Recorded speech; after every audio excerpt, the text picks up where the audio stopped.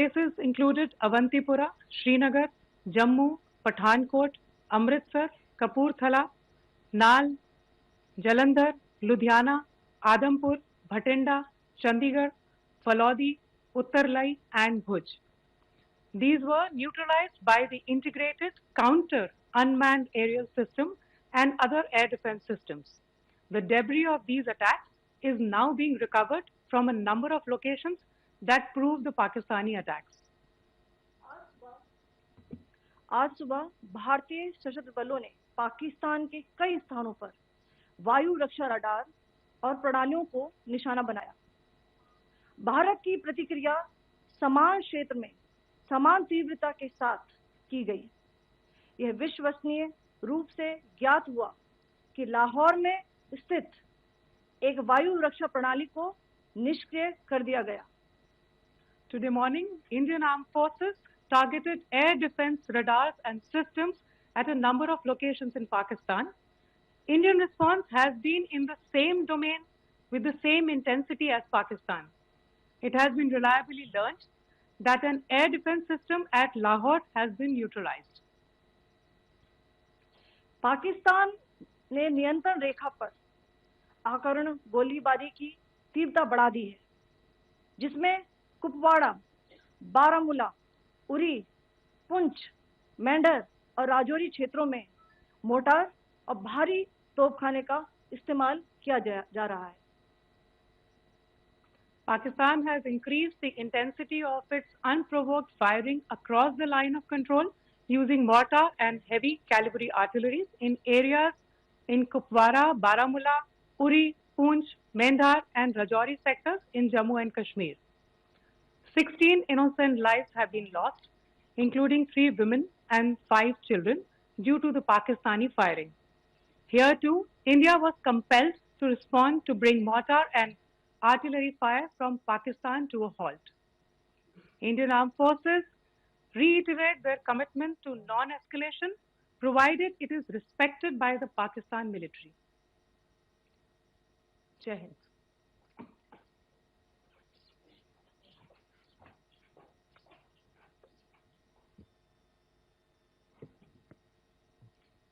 Thank you. Friends, this is, as I said, further to the briefing that was provided yesterday and some of the updates that have been just provided by Colonel Qureshi and Wing Commander Singh. I thought that we would just put some of the aspects related to the events that started on 22nd April with the barbaric terror attack in Pahalgam into further context, because there is a certain amount of commentary that has happened with regard to the events since then, and more than the commentary, there has been a lot of disinformation that has been directed at us from across the border. So a few things that I would like you to keep in mind. First of all, there is mention on all sides of escalation. I think the first point that you have to keep in mind is the attack of 22nd April in Pahalgam is the original escalation. ये जो सिलसिला है जो हम देख रहे हैं आज की घटनाओं को लेके, ये 22 अप्रैल के पहलगाम के हमले से शुरू हुआ है। एस्केलेशन वहां पे हुआ है और उस एस्केलेशन का जवाब भारतीय सेना ने, भारतीय फौज ने कल अपने एक्शन से दिया है। Secondly, I want to invite your attention to the involvement of the group calling itself the Resistance Front in these attacks. I pointed this out yesterday that this is a group that is a known front for the well-known Pakistan-based terrorist organization, Lashkar-e-Taiba. The group has been reported earlier. I mentioned to you about the Indian authorities providing information to the UN 1267 Sanctions Monitoring Committee. In fact, we are going to be meeting with the team again very soon, and we will be providing an update to the information that we have provided earlier. But what is interesting, दिलचस्प बात यह है कि संयुक्त राष्ट्र की सुरक्षा समिति में जब पहलगाम के हमले को लेके एक प्रेस वक्तव्य जारी करने की बात चल रही थी, तो आप सोचिए किस देश ने TRF का, द रेजिस्टेंस फ्रंट का उसमें मेंशन किया जाना, उसको अपोज किया, पाकिस्तान ने.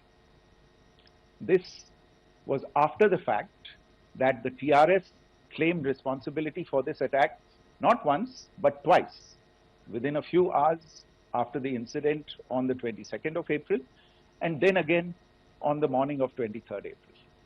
And it is perhaps only after the full gravity of the incident was realized by its masters and handlers across the border that it was managed to back off from this claim. Obviously, that retraction doesn't convince anybody. तीसरी चीज जो मैं आपसे कहना चाह रहा था, और कर्नल कुरैशी और विंग कमांडर सिंह ने कल भी बड़े स्पष्ट शब्दों में और आज भी आपसे ये बात साझा की है. जो भारतीय रिस्पॉन्स है वो नॉन एस्केलेटरी है, प्रिसाइज है, सटीक है, मेजर्ड है और कंसिडर्ड है. Our intention has not been to escalate matters. We are only responding to the original escalation, as I said, and our response has been targeted, precise, controlled and measured. Only military, no military targets have been selected. Only terrorist infrastructure in Pakistan has been hit. Now, there are, as I said, a number of issues that have been raised in commentaries, and there's a lot of, as I said, unfounded disinformation and fabrication that has come from across the border. And I would just like to use this opportunity to set the record straight on some of these issues. The first of these is Pakistan trying to wash its hands off any and all involvement with terrorism. I think the Pakistani information minister said there are no terrorists in Pakistan, and I think he was challenged on that in the television program that he was appearing on. But even if I partially repeat myself from yesterday, I think Pakistan's reputation as the epicenter of global terrorism is rooted in a number of instances where concrete evidence is available, not just to India, but to governments and authorities and agencies around the world. There are several terrorist attacks around the world where Pakistani fingerprints have been found. I don't need to belabor the point with regard to this audience about where Osama bin Laden was found and who called him a martyr. Pakistan has also for decades pursued cross-border terrorism into India with impunity, and as I said yesterday also, in order to deliberately mislead the international community, they claimed that the terrorist Sajid Mir was dead. They came under pressure, and Sajid Mir was then brought back to life, arrested, and is now apparently in Pakistani custody. Pakistan is also home to a very large number of UN proscribed as well as UN proscribed terrorists, as well as terrorists proscribed by a number of other governments in the world, including, of course, the Lashkar-e-Taiba and the Jaish-e-Mohammed, as well as their leaders, Masood Azhar and Hafiz Mohammed Saeed. आपने देखा होगा हाल ही में पिछले कुछ दिनों में पाकिस्तान के रक्षा मंत्री और उनके पूर्व विदेश मंत्री दोनों ने इस बात को माना है कि पाकिस्तान का ऐसे ग्रुप्स के साथ जो रिश्ता है वो क्या रहा है. Both the defense minister and the former foreign minister of Pakistan, I think they've done a more eloquent job of this than I could ever do in terms of describing their country's implication in international terrorism and their involvement in housing these kinds of groups.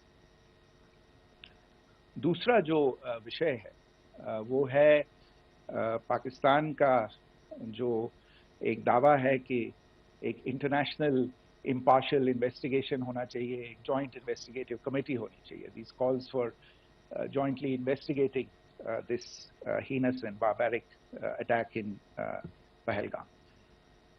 Again, I think you know the history well on this. You know the track record well, and it is not a bright track record insofar as Pakistan is concerned. In fact, in the pursuit of justice for the victims of multiple terrorist attacks, whether it be Mumbai in 2008, in Pathankot in 2016, or many others.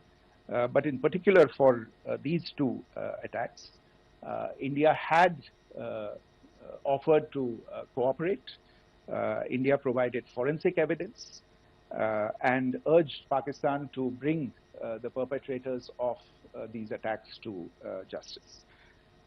We, in particular with regard to the Mumbai attacks of 2008, where a Pakistani Lashkar-e-Taiba terrorist was captured alive, India provided extensive information and evidence related to the involvement of Pakistani terrorists in this attack. Cases were registered, but you are all aware that these cases have not progressed despite the formation of judicial teams, etc. And Pakistan has consistently stonewalled all efforts to move the investigation along. In fact, with regard to the Pathankot attack as well, a joint investigative team was formed. We gave access, unprecedented access, I should say, to Pakistani team to the site of the attack. Details of call records data and DNA, etc., were shared with Pakistan. We had shared with them details related that we had been able to access to the addresses of terrorists. We presented evidence against the office bearers of Jaish-e-Mohammed who had conspired in the attack, and the handlers of the terrorists who facilitated them and guided them in. But there has been no movement on this. So in all of this, I think the experience has not been positive, and it certainly doesn't give us the confidence now to take at face value Pakistani assertions of wishing to participate in a joint investigation. These are just delaying tactics. These are just stonewalling tactics. And in fact, there is reason to believe that Pakistan uses the evidence that we provide only to cover its tracks and, in fact, defend the terrorists who we are looking for and obstruct the path of investigation. A third point that I wanted to address was the claim that only civilians were killed in the strikes on the 7th of May. We have made the point very clearly that all attacks on the morning of 7th May were against carefully selected terrorist infrastructure, terrorist targets. It is not clear to us, in fact, seeing some of the coverage of the after effects of these strikes, including the funerals for the terrorists that are held yesterday. I think a lot of you have seen the reports and the coverage on media.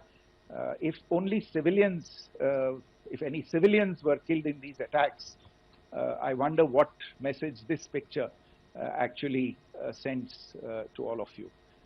This is a question that is worth asking.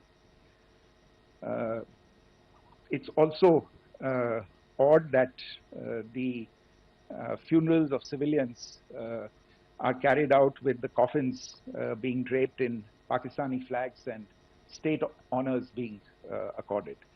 As far as we are concerned, the individuals eliminated at these facilities were terrorists.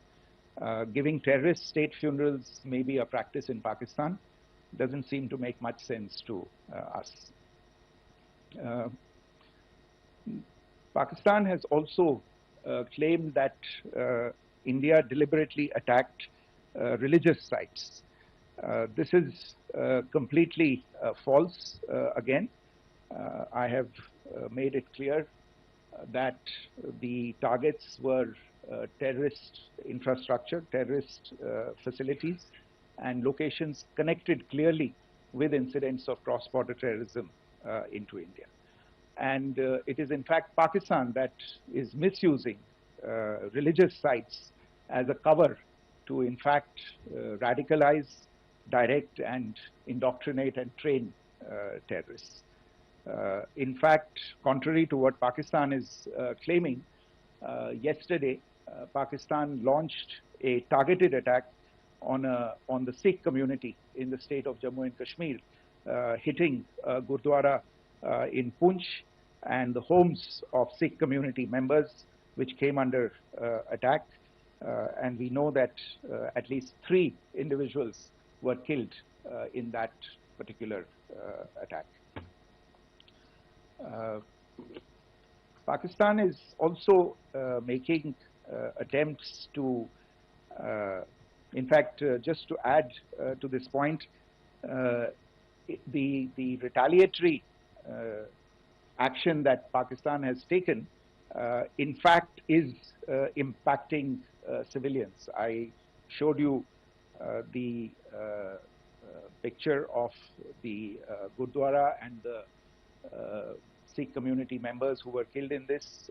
There are other civilians also who've been killed and injured in these attacks. In fact, since yesterday morning, a total of 16 civilians have been killed and 59 others have been injured in the attacks by Pakistan. Not only this, Pakistan is also making attempts as part of its disinformation campaign to paint our action with regard to cross-border terrorism through the communal angle. If that is the issue, then I think I can do no better than to cite or point you in the direction of the Pakistan Army Chief's speech of 16 April 2025. I think that is the last word in communal rhetoric. And in the Pahalgam attack itself, you are aware of the kind of religious profiling that was done there, and perhaps there is a linkage between these two events. I can only say that these nefarious designs will not be allowed to succeed in India.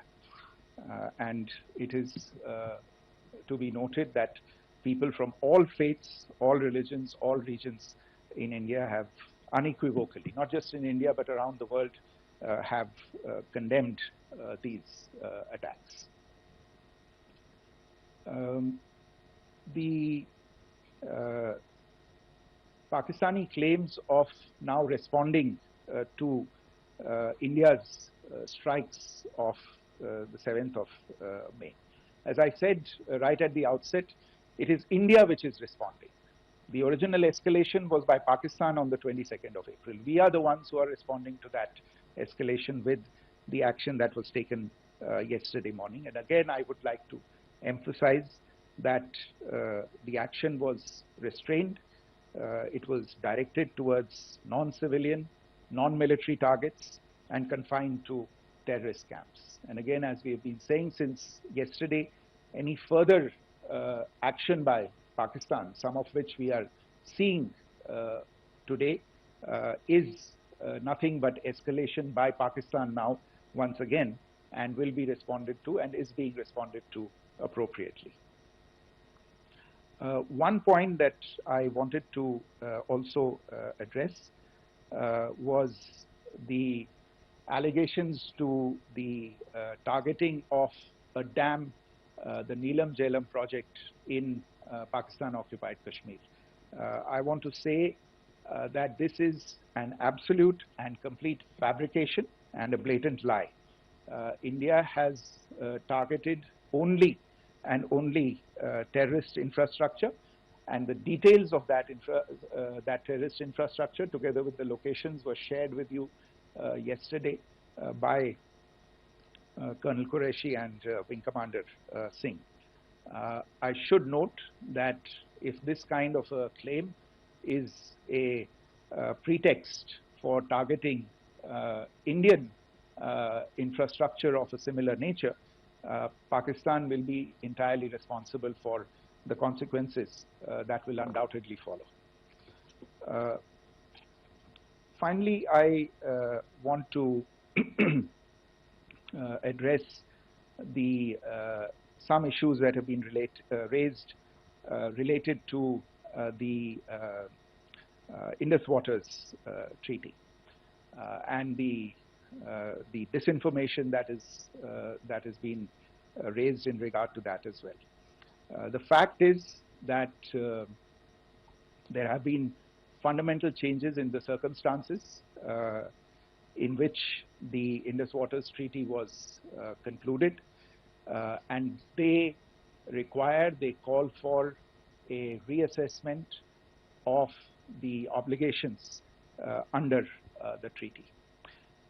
Over the last year and a half to 2 years, India has been in communication with the government of Pakistan. We've sent several notices to them requesting for negotiations to discuss modification of the treaty. India has for 6+ decades now honored the treaty, even during periods when Pakistan imposed multiple wars on us, and even when relations were adversarial. Pakistan is the one that has been acting in violation of the treaty, deliberately creating legal roadblocks in India exercising its legitimate rights on the Western rivers. Any projects that India sought to build on the Eastern rivers, and even on the Western rivers, which we are allowed to by the treaty, were always challenged by Pakistan, thereby hampering our rights to utilize our legitimate waters under the treaty. In fact, if you see the preamble of the treaty itself states that the treaty was concluded in a spirit of goodwill and friendship. Mark those words, concluded in a spirit of goodwill and friendship. ये भारत का धैर्य और भारत की सहनशीलता है जो 65 साल से हम इतनी प्रोवोकेशन के बावजूद इस ट्रीटी को निभा रहे हैं. However, as has been made clear earlier as well, Pakistan has not responded to our requests to enter into negotiations for a reassessment of the obligations under the treaty. A number of conditions have changed. This is a treaty that was based on the engineering techniques of the 50s and the 60s. We are living through the first quarter of the 21st century. Technological changes and technological advancements have to be taken into account. There are demographic changes. There are climate changes that have taken place. There is the imperative of clean energy. And of course, the terrorism that Pakistan has wreaked in the state of Jammu and Kashmir itself has hampered India's ability to exercise its rights under the treaty. Pakistan's persistent refusal to respond to our request to enter into government-to-government negotiations on the modification of the treaty is, in a sense, itself a violation of the treaty. And therefore, India has taken the step of putting the treaty in abeyance until Pakistan abjures irrevocably its support for cross-border terrorism. Maybe I'll stop there. I mentioned earlier yesterday as well that this is an evolving situation. I would therefore ask all of you to be considerate and restrained. It will not be possible for us or my colleagues from the armed forces to share operational details at this point in time. Beyond that, if you have any questions, may I have time for only a few, and I'll try to answer those questions. Okay, I give the floor to Rishabh. One Secretary, good evening. This is Rishabh from Times Now. I just wanted to understand, as per the press release that has been released earlier today, it says that we have successfully hit at the air defense of Lahore. Does it give our forces a better chances in case of further escalation? And are there other air defense places as well at strategic location that were targeted? Rishabh, you are violating the first rule that I set out at the end of my remarks. The press release that has been issued by the Ministry of Defense today speaks for itself. It is related to operational matters. It's been released by the Ministry of Defense. As more information becomes available, it will be released at the appropriate time. Once again, please don't go into operational details at this point in time, because this is a constantly evolving situation. Yeah, go ahead. Foreign Secretary Smita Sharma, just wanted to ask, the Pakistani Minister Ishaq Dar in an interview has claimed that the national security advisors of India and Pakistan have spoken to each other. If you could confirm or deny, and is complete severance of diplomatic ties with Pakistan also on the table? I have no information with regard to contacts between the two national security advisors. Insofar as diplomatic relations are concerned, you've seen the steps that were announced in response to the following the meeting of the Cabinet Committee on Security on the 23rd of April. There are no further steps that are under consideration at this moment in time. Yeah, go ahead.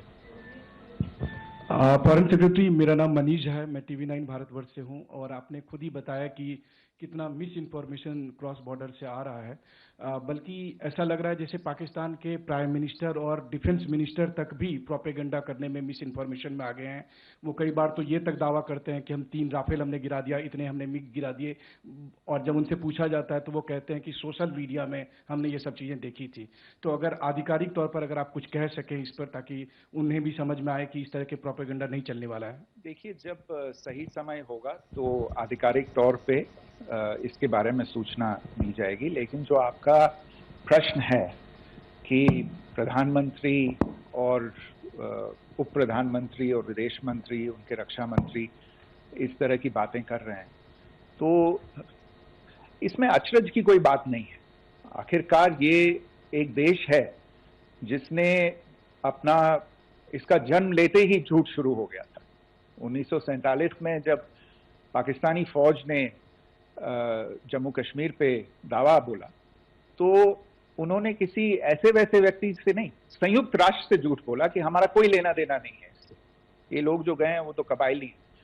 वो तो जब हमारी फौज वहां पे पहुंची और UN के लोग, संयुक्त राष्ट्र के लोग खुद वहां पे पहुंचे, उन्होंने देखा कि वहां तो पाकिस्तानी फौज घुसपैठ करके आ गई है, उसके बाद पाकिस्तान को मुंह की देखनी पड़ी और उनको मानना पड़ा कि हाँ, उनकी फौज वहां पे कुछ समय से पड़ी हुई है। तो ये जो यात्रा है एक तरह से 75 साल पहले शुरू हो चुकी है, तो I am not surprised that this kind of disinformation is being indulged in. Yeah. Siddhant. Sir, Siddhant from Beyond. Sir, we have seen a lot of negative comments coming from the Pakistani military of escalation.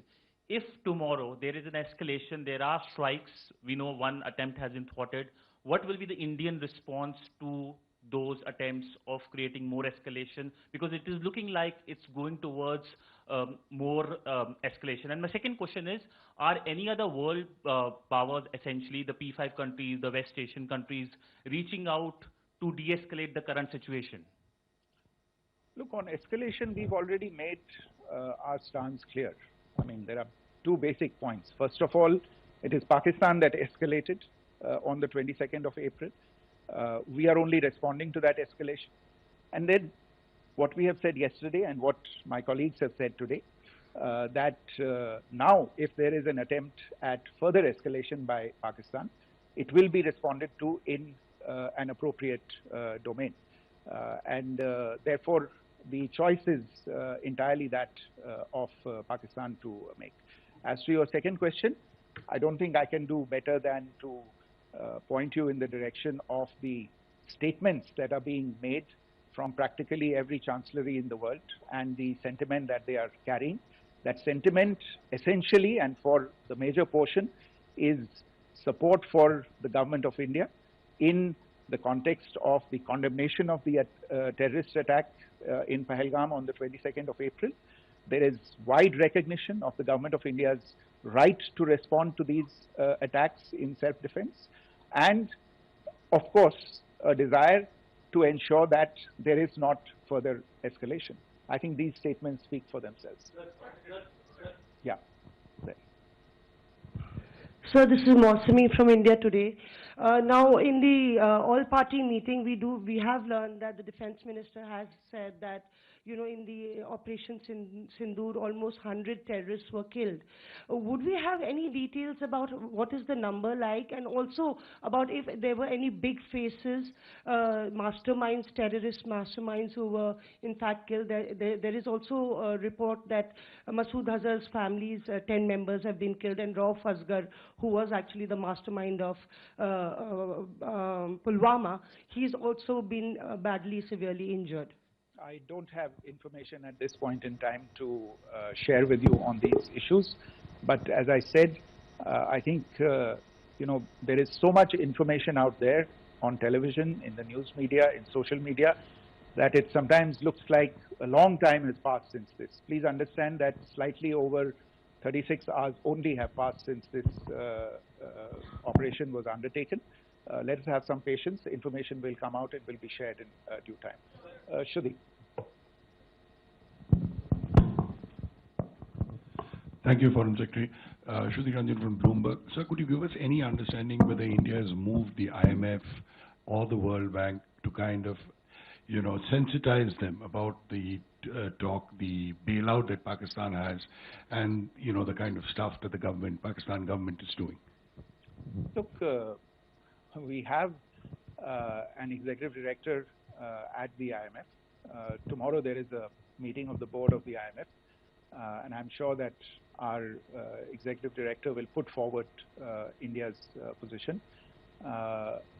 The decisions of the board are a different matter. You know the process through which they are made. But I think the case with regard to Pakistan should be self-evident to those people who generously open their pockets to bail out this country. And since you are from Bloomberg, I think you would have the data on how many IMF bailout programs have been, very good, thank you, have been sanctioned in the space of the last 3 decades. And I think you would also have an idea of how many of those programs have actually reached successful conclusion. Probably not many. So I think this is a decision that board members have to take by looking deep within themselves and looking at the facts. So we can, one last question, sir. Sure. One last question. Foreign Secretary, I'm Siddhant from CNN News 18. I would like to know, since it's an opportunity to speak to you, I would like to know the response coming from United States since last 3 weeks. Saudi Arabia, Qatar. In fact, Prime Minister Modi spoke to Qatar before the strikes that evening. Perhaps how do you read the support coming from these countries? Perhaps traditionally they were seen on the other side. This time around, their statements are strong worded. In fact, India-Saudi joint statement also had a very strong condemnation, strong worded condemnation. United States at all levels have condemned the attack and have extended support. In fact, Saudi Deputy Foreign Minister is in India. He just met EMS Jaishankar. Also, if you could shed some light on his visit, his meeting with EMS Jaishankar. In fact, we have also been told that he met Prime Minister Modi. Thank you. Look, all the countries that you named and many others, we have been in touch with them. The Prime Minister has spoken to a large number of world leaders. A large number of world leaders have called him, as have called the External Affairs Minister. As we speak, there are conversations going on today as well with world leaders. And your assessment or conclusion of the general tenor of these messages is very much on point. And I think this is a recognition of the fact, firstly, of the barbaric nature, the unprecedented nature and character and features of the attack in Pahalgam, and a recognition of India's right to respond to this, and also a recognition of the fact that in responding, we have been nothing but responsible and have done so in a restrained, in a measured, and in a non-escalatory manner. I think that counts for something. People have taken that into account, and that is what is explaining the kinds of reactions that we are seeing. And we appreciate the sentiments and the statements that have been made by the vast majority of world leaders. Yes, the Saudi Minister of State for Foreign Affairs is in Delhi. He had a meeting with the External Affairs Minister earlier today. I don't have further details at this moment, but if there are details, the ministry will share them at some point with you. Thank you. I think that's all we have time for today. We'll join you again soon. Thank you all. Thank you.